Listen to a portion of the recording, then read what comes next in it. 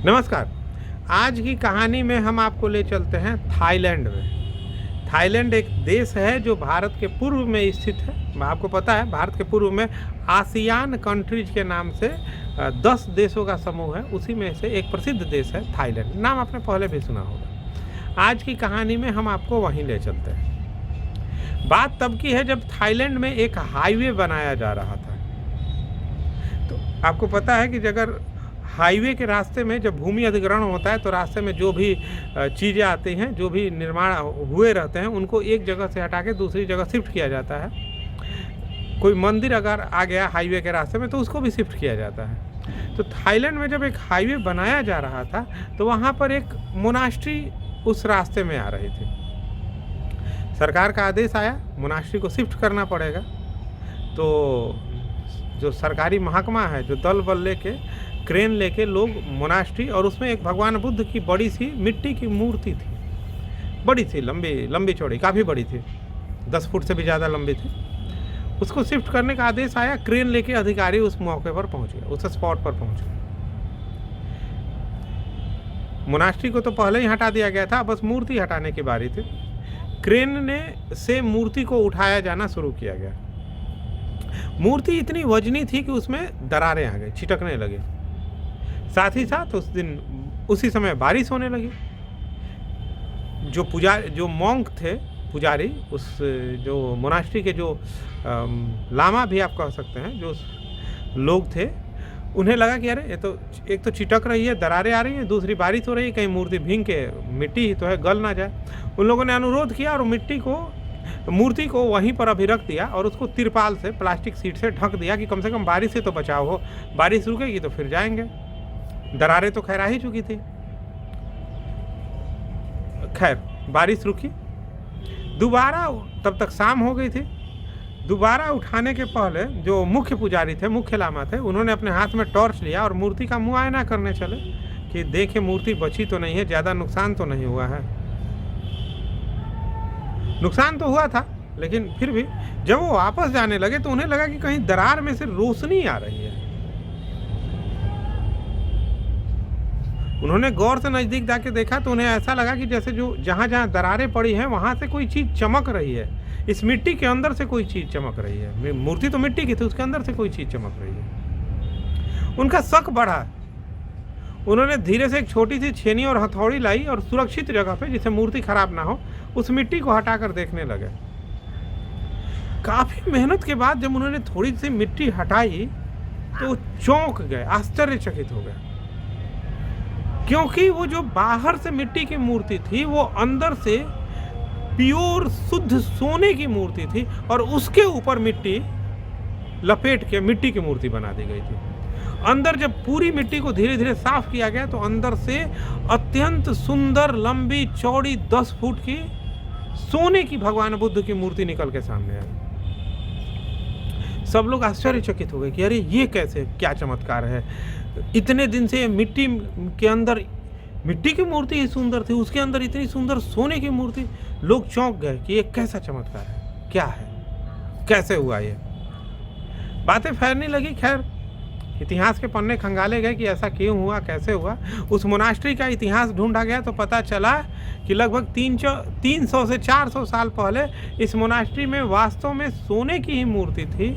लेकिन एक बार ऐसा हुआ कि पड़ोस के थाईलैंड के पड़ोसी, उस समय बर्मा, अभी भी बर्मा है, बर्मीज आर्मी ने थाईलैंड पे आक्रमण किया था।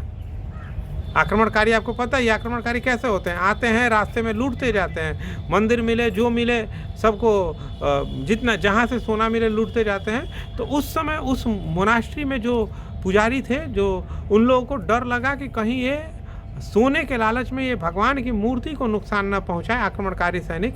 उन लोगों ने क्या किया कि उस समय 300-400 साल पहले उस सोने की मूर्ति के ऊपर उन्होंने मिट्टी से कवर कर दिया और मिट्टी की मूर्ति बना दी ताकि आक्रमणकारियों को लगे कि ये मिट्टी की मूर्ति है और ये उसे नुकसान ना पहुंचाए। दुर्भाग्य से जब आक्रमण हुआ तो आक्रमणकारी सैनिकों ने सारे जो मॉन्क्स थे, सारे जो पुजारी थे, उनका कत्ल कर दिया और ये राज उन सब के साथ दफन हो गया कि ये मूर्ति वास्तव में सोने की है, उसके ऊपर कवर मिट्टी का है। और तब से मूर्ति जस की तस मिट्टी की मूर्ति बनी हुई थी, अंदर का सोना वैसे का वैसे।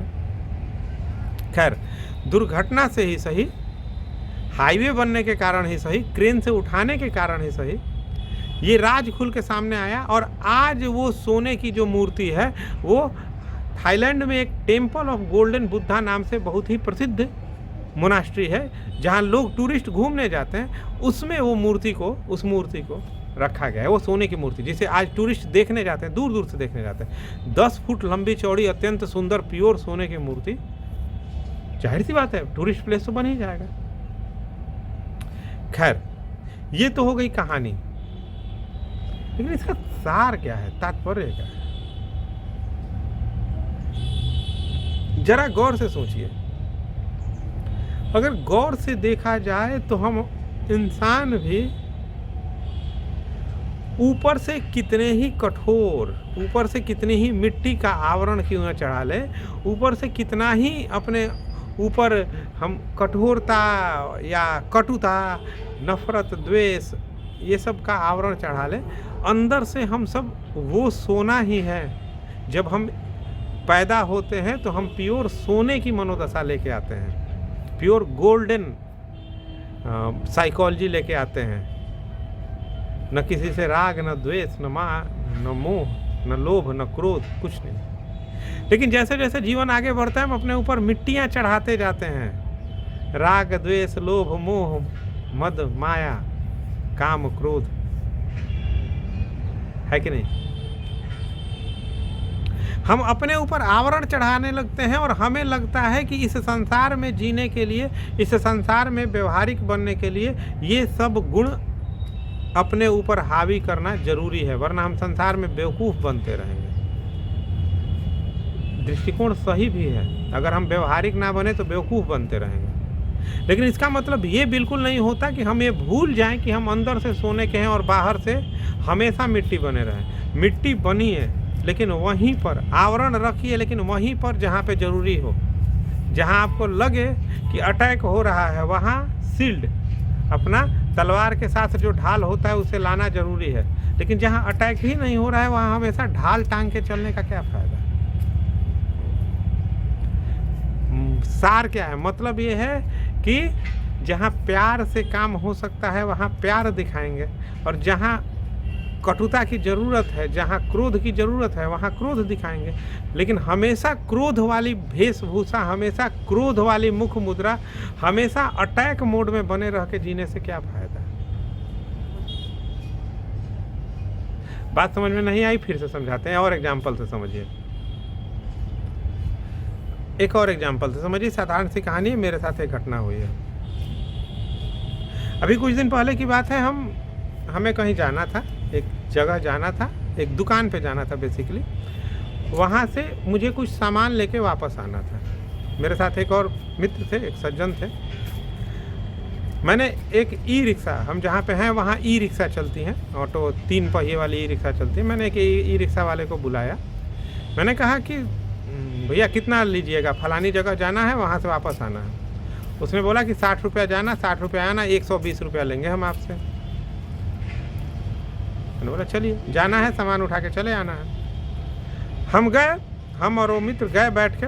लेकिन जब उस दुकान पर हम लोग पहुँचे तो वहाँ कुछ वेटिंग टाइम लग गया। दुकानदार महोदय अन्य किसी चीज़ में व्यस्त थे, उन्हें हमारी पैकिंग करने में समय लग गया, कुछ वेटिंग टाइम लग गया, कुछ का थोड़ा ज़्यादा ही समय लग गया, लगभग 20 मिनट 25 मिनट लग गया। जब हम वापस आए, इस 20-25 मिनट तक वो ई रिक्शा वाले भाईजान इंतज़ार करते रहे। वो जो भाई साहब थे वो इंतज़ार करते रहे। तो हम वापस आए। वापस आके मैंने पूछा भैया कितना हुआ भाड़ा? वो बोले कि देखिए भाड़ा आप हमको 130 रुपया दीजिए। आपको जो वेटिंग कराए हैं, इंतज़ार कराए हैं, काफ़ी देर इंतज़ार कराए हैं, आप हमको 130 रुपया दीजिए। मैंने उनको चुपचाप 130 रुपया दिए और साथ ही साथ ये भी कहा कि भैया आप बढ़िया से इंतज़ार किए, हड़बड़ाए एक बार भी नहीं, इसलिए आपके साथ हमको बहुत अच्छा लगा, धन्यवाद। साथ में जो सज्जन थे वो बोले कि अरे आप क्या बेवकूफ़ बन रहे हैं, 120 रुपये में तय हुआ था, 120 रुपया दीजिए, ये आपको बेवकूफ़ बना रहा है। मैंने कहा कि भैया क्या फ़र्क पड़ता है, उसने इंतज़ार किया, ठीक है, उसमें कुछ भाड़ा उसे कुछ भाड़ा प्राप्त हो जाता, उसने हमसे उसकी डिमांड की, कुछ ज़्यादा नुकसान नहीं हुआ। लेकिन हमने इसके साथ कंट्रीब्यूट किया है अपनी सोसाइटी को थोड़ा सा बेहतर बनाने में। मेरे सज्जन ने बोला गुरुदेव क्या बात कह रहे हैं, क्या सोसाइटी और क्या भाड़ा, इससे सोसाइटी में क्या कंट्रीब्यूशन होगा बेहतर बनाने में। मैंने कहा कि बंधु,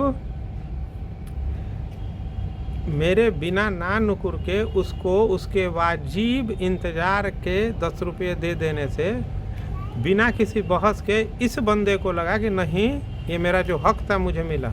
ये खुशी खुशी यहाँ से गया है और सुबह का वक्त है, दिन भर इसका मूड अच्छा रहेगा। और अगर दिन भर इसका मूड अच्छा रहेगा तो ये अपनी रिक्शे में बैठने वाले कस्टमर से अच्छी से बात करेगा, और अगर इसके कस्टमर से अच्छे से बात होगी तो उनसे अच्छाई फैलेगी। बुराई भी, कटुता भी बांटने से फैलती है, अच्छाई, अच्छे से बात करने का तरीका भी फैलता है। आप एक बार किसी से अच्छे से बात करेंगे, वो किसी से अच्छे से बात करेगा, वो किसी से अच्छे से बात करेगा, अच्छाई का चक्र बनेगा। आप किसी से कटुता से बात करिएगा, वो किसी से कटुता से बात करेगा, वो अगले से कटुता से बात करेगा, और कटुता का चक्र बनेगा। जहाँ ज़रूरत ना हो वहाँ हम अच्छाई या प्यार का प्रयोग कर सकते हैं। जहाँ ज़रूरत हो, बेवकूफ़, अच्छा होने का मतलब बेवकूफ़ होना नहीं होता। जहाँ ज़रूरत हो वहाँ आपको क्रोध प्रदर्शित करना पड़ेगा, जहाँ ज़रूरत हो आपको कठोरता प्रदर्शित करनी पड़ेगी। लेकिन जहाँ ज़रूरत ना हो वहाँ बेवजह की कठोरता या कटुता प्रदर्शित करके अपने आप में अपना टेम्परेचर हाई करना और सामने वाला पूरे समाज का टेम्परेचर हाई करने से क्या फ़ायदा। खैर, बातें कैसी लगी, कहानी कैसी लगी, प्रसंग कैसा लगा, कमेंट में बताइए। अच्छा ही लगा होगा। पूरी बात का निचोड़ ये है कि अपने समाज को बेहतर बनाने की जिम्मेदारी हमारी है, और हम ऐसा कर सकते हैं अपने व्यवहार में मधुरता लाकर। जल्दी हम फिर मिलते हैं किसी और वीडियो में, तब तक के लिए नमस्कार। आप चैनल को लाइक करिए, चैनल को सब्सक्राइब करिए, वीडियो को लाइक करिए और शेयर करके और लोगों तक भी पहुंचाइए।